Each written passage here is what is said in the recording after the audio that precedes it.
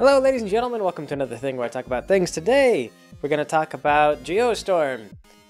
Before we do today, I just thought I would talk about, we have a dog, her name is Maya. She's come up once or twice, she runs around and makes noises during the videos. We had to take her to the vet today because I believe that what happened was she just ate a tennis ball wholesale. This is the thing, when she gets bored sometimes, what she'll do is she'll tear the skin, like the fur, off the tennis ball. And that was fine. I mean, like, it would leave a mess, but then she would just leave the mess. But recently, I believe around when, like, she was tearing up a tennis ball, she was tearing the rubber up, because sometimes if she hasn't had anything to do for the day, like if we've been busy and we didn't take her out to play, like you'll always read, like, this is not a good idea, dogs destroy things when they get bored. Well, she destroys tennis balls, and so, like, a lot of times you'd find, like, chunks of destroyed tennis ball lying around. We had a situation, I'm not sure if this was cause and effect or what, but we thought that she was eating pieces of tennis ball. And so Claudia went to take the tennis ball away from her. And of course, if you try to take something away from a dog, the first thing they think is that they have to like save themselves from losing that thing. And the way that Maya saves herself from losing things is she just swallows them. So like this is why if we don't watch her, she'll eat the squeakers out of tennis balls. If you try to take the squeaker away before she tears it out, then she'll just like swallow it so you can't take it from her. So anyway, we tried to take the tennis ball away and she just swallowed the rubber. And so sure enough, later on, she woke up in the middle of the night and then barfed up tennis ball rubber. And so now she's like just puking a lot. Like she puked a bunch yesterday and we were like, oh, that's probably not good. And then the following morning we fed her and then she threw up a whole bunch more. And so we've taken her to the vet and they examined her. And it's a Sunday, so we'll have to, like the emergency vet charges an arm and a leg. They're like, yeah, it'll be $4,000 to take care of this problem. And we're going to go see the other vet tomorrow. Maybe won't charge $4,000. But yes, the doggo news. Doggo ate tennis ball. Now we have to figure out what to do with the expensive concern of doggo eat tennis ball.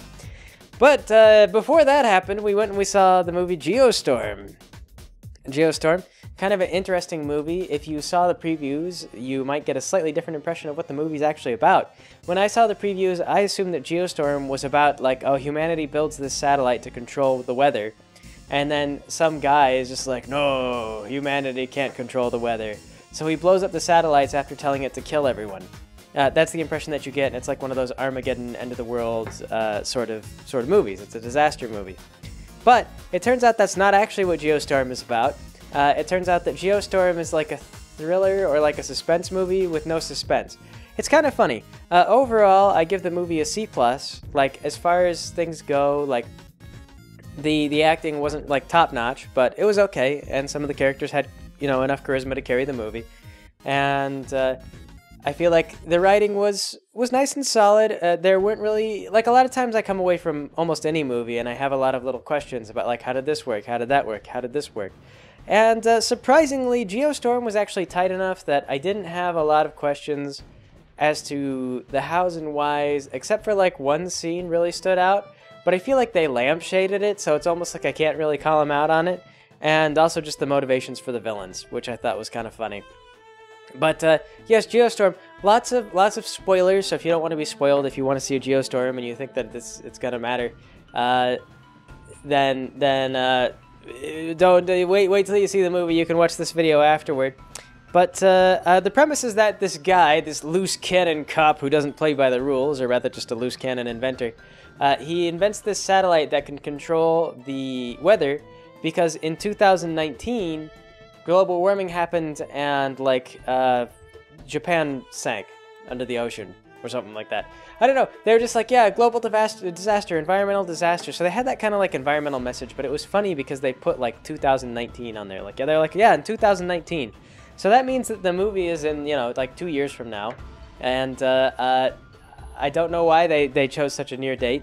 Like, maybe they thought they would have some time, but they were just like, yeah, no, really soon now. We're all going to die from global warming.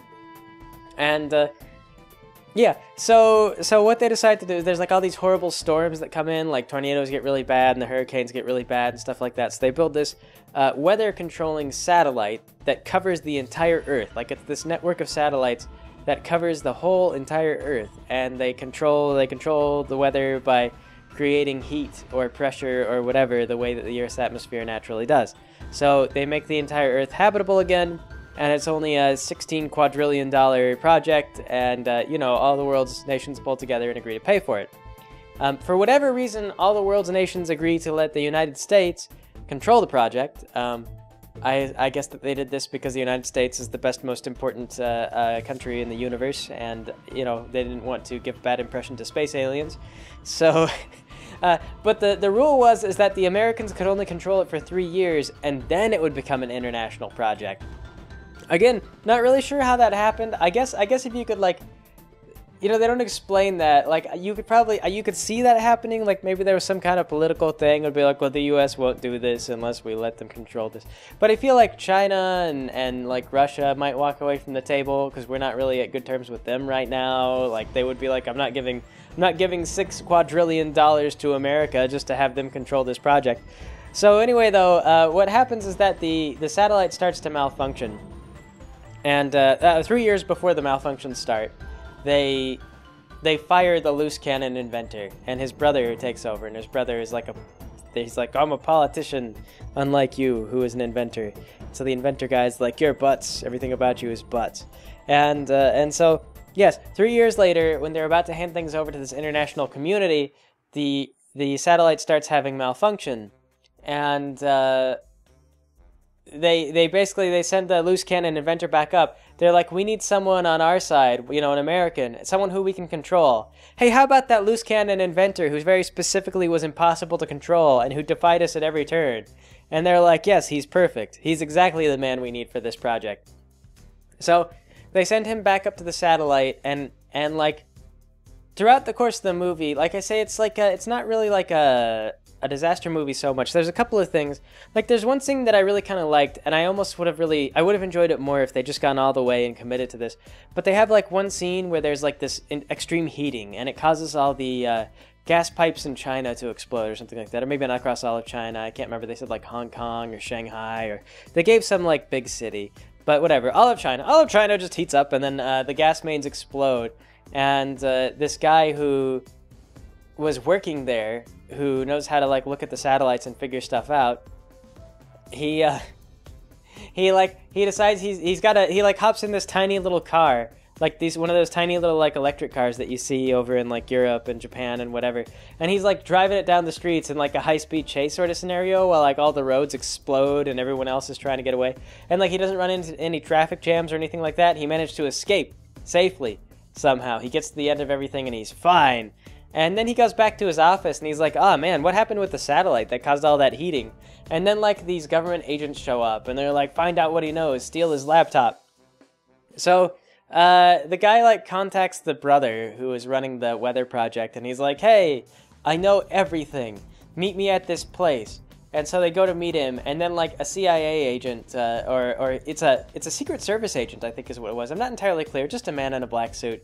He just comes out and he like pushes the guy like into the street, and then they hit him with the car and they drive off. And it's weird because the brother is like dating a Secret Service agent, and for a little bit you think like, oh, maybe she's in on it. Like there's got to be these hints and this foreshadowing, but the movie really doesn't do a lot of foreshadowing on that front. Like I say, the writing is fairly tight, but not in like oh, this is like really masterfully woven. It's kind of just like they set up their hooks, you know, like they'll mention things like at one point they have a self-driving car come up and they're like, oh, it's a self-driving car, but let's drive it manually. And then later the fact that it's self-driving is important. So they kind of just do stuff like that, where they set things up, and so they don't really have these kind of like open questions of like, well, how did you get here? How did you do that? They have little blurbs of dialogue, and they're all relatively organic enough that you're not left questioning how things happen. So yeah, like I say, not like super amazing like suspenseful writing, but just, you know, good solid tight, you know, like couldn't really, mechanically speaking, it worked, and you know, that's what I say, like it was okay, that was all right, you know, it did fine, did good. But yeah. Anyway, though, so they just kill this guy, and then, like, meanwhile on the satellite, they're trying to figure out, like, what's happening with the satellites. And so the first guy to find out any information on the satellites puts his data away, and then he gets, like, sucked out the airlock of the satellite, because the satellite is programmed to occasionally just, if you really needed it to, you know, just, like, blow the windows off the satellite and kill everyone in a room. So that's what happens. The guy's just like walking down this hallway, and then the airlock's shut on either side of him, and he just gets like blasted out into space because they built the satellite to do that, you know, just in case you ever needed to do that. So, yeah, he dies, and then like for the next thing that comes in, they're like, oh, let's capture this satellite and have a look at it. So like the arm goes crazy and tries to kill everyone. And it's kind of funny because they're like, someone on this satellite might be trying to sabotage everything. And I don't know, like again, there's not really a mystery. Like they introduce you to a couple of different people, and it's sort of like all they give you is their nationality. So it's like that guy's French, that guy's Mexican, that guy's like British. And I guess they expect you to just like guess that someone is the villain based on their nationality. Also the way that the camera lingers over them. Like the camera lingers on the French guy a lot, which I think is kind of funny. It's like a little bit of cinematography to make like the audience suspicious of the French guy. And so finally at one point, like they're looking around, like the arm goes crazy, the grappling arm goes crazy and swings the satellite around, nearly kills everybody. And they're like, oh gosh, I wonder what happened. But that's okay, let's look in the satellite. And they're like, oh no, all that thrashing around turned the satellite's hard drives into scrambled eggs.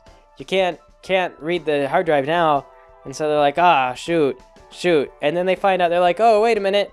I bet we could go out and we could, like, you know when that guy got blasted out of the airlock? I bet that we could look at the hard drives on the airlocks, because each of the airlocks needed hard drives, and we could see what data was sent to them.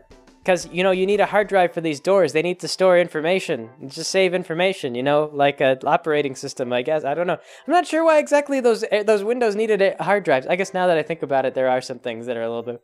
Like, yeah, anyway, I don't know why they needed hard drives, but they were really sure those things had hard drives. And they're like, yeah, we'll go and we'll look at the hard drive. It's probably got a log of all the programs that were installed on it, you know, like Pong and Commander Keen and whatever. Like, yeah, you know, occasionally you need to play Commander King and Keen on the Windows. So, yeah, they're like, I gotta wonder too, like did they have CPUs in them? Did they have like a graphics card? Like what all kind of hardware did these things have in them? But anyway, though, like I guess I can't laugh too much. Like a hard drive. I don't know. I just feel like it's like having a hard drive that you pull out of it. Yeah. Anyway. So yes, they fly out there to get a hard drive, and then this guy's like suit malfunction. The main character's suit malfunctions, and he has to like eject his backpack into space, and he catches onto like a rope, and he's like, oh no. But while he was flying around in space, as clumsy as the whole thing looked, he'd actually like managed to retrieve the hard drive, and so they look at the hard drive that was in the door, and they're like, I don't know. There's like it's encrypted or something like that. I don't know. We're gonna need more data. We need more data. So they go and they check the security footage, and they're like, oh, Steve Wibbleman, that first guy who died, he found some information, and then he was killed. And they're like, yes, I was suspecting foul play at this point, because you know this is really kind of too much of a coincidence over and over and over again. So they go and they find his information, and when they go to like look at his locker, the French guy pulls a gun on them, and then they're like, put the gun down, and he's like, all right, I was just seeing if you guys were the bad guys, because I'm not the bad guy, I'm actually just French. And that was enough. That was enough to clear his name. He was just like, yeah, I was waiting to see who would come by, because I knew that he had data, but I didn't speak up because I thought that you guys might be evil. So he pulls a gun basically on the director of the whole program and the guy who built the satellite, because they were searching for data on what was wrong with the satellites. And he knew that data was there. The French guy knew the data was there, but then he's just like, yeah, I just wanted to see who would come, you know, because I was going to shoot him in case they wanted to, like, you know, take that data for bad reasons. So, yeah, he puts the gun away, and he's like, no, I guess since it's the director, you know, it's probably fine. You guys probably aren't trying to sabotage the whole thing. And I don't recall that the French guy did anything after that. I mean, like, the camera implicated him numerous times, and then he pulled a gun, and then he was absolved. Like, that was it. So, like I say, like, suspense movie with no real suspense. It's just like, I don't know, maybe it's the French guy? Like, we weren't given any reason to suspect the French guy, other than that he was French, and that the camera disliked him. Like, it's kind of funny. So, yeah, they move right along, and, like, the other nationalities of people really didn't do much of anything. But we find out, well, before we find out anything, I guess, like, the satellite goes into full Geostorm mode, and they start talking about the Geostorms, you know, for what the movie is named after, and they explain that if we have enough big storms, the storms will become self-perpetuating, and it's basically like an apocalypse scenario for the Earth, so we can't let the satellite cause all these big storms. And then the virus tells the satellite to make all the big storms so that you have a geostorm and everyone panics. And at that point, like around then, before then, but sometime around, it doesn't really matter, they figure out that they think the president of the United States might have asked the world to be exterminated. And they're like, think about it. Makes perfect logical sense. Like, we have to hand over this US-owned thing over to the international community. Like, we don't want France and, like, Britain and maybe China and also possibly Indonesia and Guam to have glory in the whole, like, satellite global weather thing. We have to destroy everything. The president would do that. He would do that. And it's really funny because it's 2019. Like, I feel like the movie missed its opportunity because I guess that when they started making this movie, they didn't realize that Donald Trump would be president. Because I was talking about it and I was like, you know, if they had actually had Donald Trump play the role of president for this, like, it would have been way more convincing when they started to assume that he was dumb and crazy enough to do this. If they were like, yeah, no, like, Donald Trump would do anything to ruin everything. Like, it would have been just really kind of comical if they'd committed to it well, if they'd, like, played it straight enough. And they were just like, Donald Trump clearly did, and they would blame him. Because the best part is that it turns out the president wasn't a stupid idiot psychopath. Like, he was totally unaware that the satellite was gonna cause Armageddon, but they didn't tell him. Like, this was the funniest thing, was that they started, like, sneaking around behind the president's back and, like, looking into these programs and, like, and then they kidnap him. They kidnap the president because they think that they need him. Well, I guess they kidnap him later, but the point is though is that they need him to shut down the satellite, to reboot it, because they're like, yeah, if you reboot the satellite, the virus goes away, because apparently, like, the satellite virus, I mean, works the way that your grandma thinks computers do. Like, I thought that was kind of amazing that they were like, yeah, like, you know, if you reboot your computer, the virus just goes away. So that's what they explain, is they're like, yeah, if we reboot the satellite, the whole virus will be gone. And we won't have a virus anymore. Like, every time you have to restart the computer program, it formats the entire hard drive. So there's no more program. There's nothing. There's no code on this computer whatsoever after a restart. So yeah, that was their plan, was they were just gonna do like a restart, and not even like I don't know, it was just like, I don't think that they even planned to do like a hard restart. I'm not sure exactly what the deal was. Like, I guess they had to go like down to the power core and turn it off, but basically they're just, you know, turn the power off and then turn it back on, and when it restarts, the virus will be gone. So yes, that was their big master plan, was restart the computer, and they needed the president to do that. So what they wind up doing is they tell the Secretary of State that they believe the president is going to cause Armageddon. And the Secretary of State's like, do you have proof of this? And the guy's like, yeah, I know about Operation Zeus. And the Secretary of State, like, stares at him for a little while. And it was like one of those moments where you're like, all right, so either the Secretary of State is going to call this guy crazy and have him arrested for, like, you know, hacking into government stuff without permission, or the Secretary of State's like the evil bad guy, and he's gonna be like, yes, no, you're totally right, please come with me to this room by yourself. And so sure enough, the Secretary of State's like, oh, Zeus, did you say? Well, you're totally correct. Please come with me to this room all by yourself. And so the guy's like, yeah, you got it, Secretary of State. So he like walks off to the room all by himself with the Secretary of State. And it turns out that what the plan was the Secretary of State was going to cause Armageddon because in his mind, that would kill the entire chain of command for president all the way up until and not including him. And then when everyone but him was dead, he could be president of the United States. And so that was the whole, like, that was everything. Like, there were like Secret Service agents, like the CIA or whatever, like all these government agents were like totally on board with this plan. Like they had nothing to gain, but they were just like, well, the Secretary of State wants it, you know. I mean, like, his birthday is coming up. I feel like we ought to help him. We ought to help him wipe out the whole planet. So yeah, the Secretary of State was the bad guy the entire time. And so they go and they rescue who would be Donald Trump. And that's why I say it would be funny, because they'd be sitting around, they'd be like, Donald Donald Trump is a crazy psychopath who's going to destroy the entire planet. We never should have trusted him with the weather codes. And then like we were wrong. We were wrong. I mean, like, Donald Trump didn't really want to kill everybody. I mean, and it would be funny because, like, when they're doing this, like, he's, like, giving a speech. And so I think about, like, what a Donald Trump speech would be like. Like, he'd be up there and he'd be like, you know, like, France is a terrible country. And England, we're not going to be allies with them anymore, 5 or 10 years, if I have anything to say about it. And also, why don't we just, like, nuke Quebec? I'm so, they said that they don't like my hair. Nuke Quebec. And so like he would be up there making these speeches, and like it would suddenly feel really justified for them to think that maybe the president was just a little dumb, little wacky, and then like they'd just be like, oh, he wasn't gonna actually nuke Quebec, he just says these things. And so then they would have taken the president and like he would have like put in his codes, and I could imagine him like congratulating himself like as Donald Trump. He'd be like, I did a really good job today. We've done the best. We're the biggest. We're the hugest. Amazing job, us. And it would just be really funny.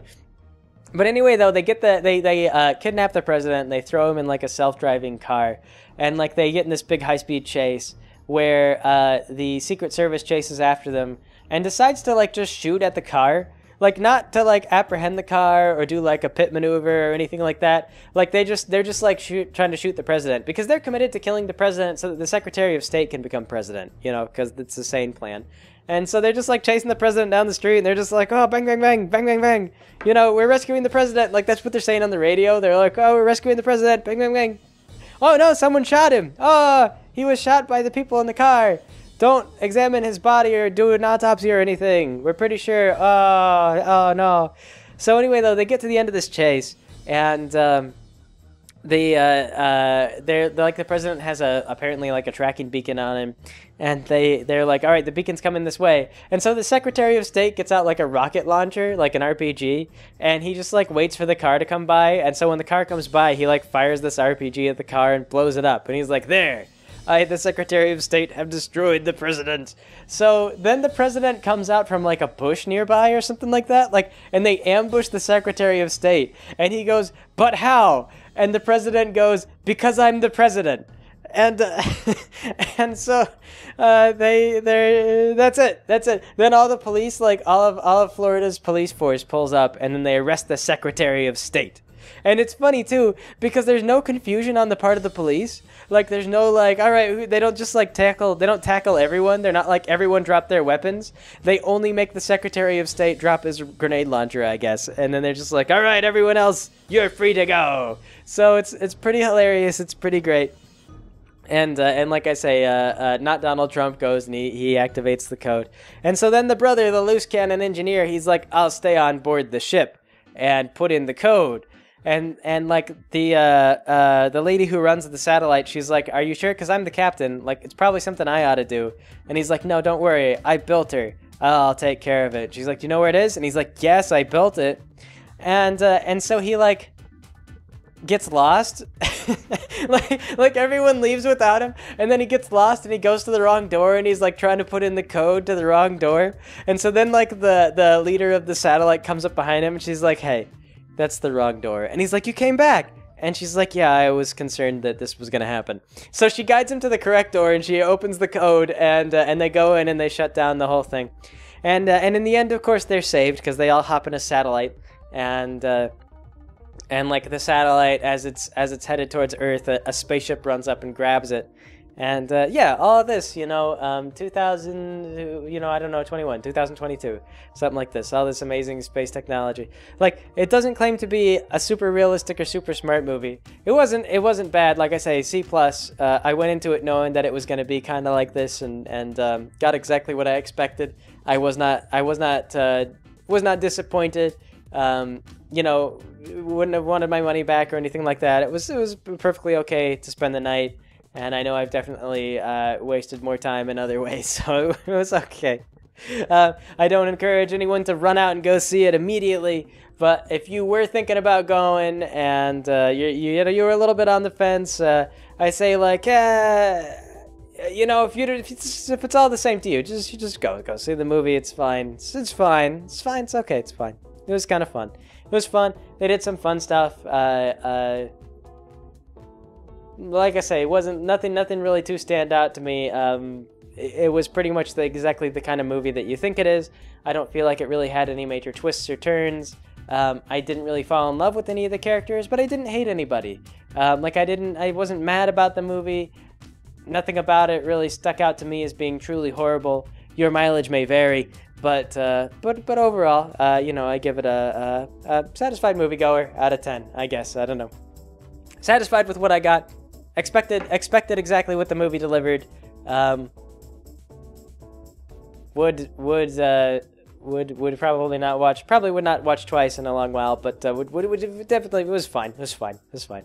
So anyway, though, I suppose that'll be it for today. Thanks for joining me, everybody. I'll catch you all next time.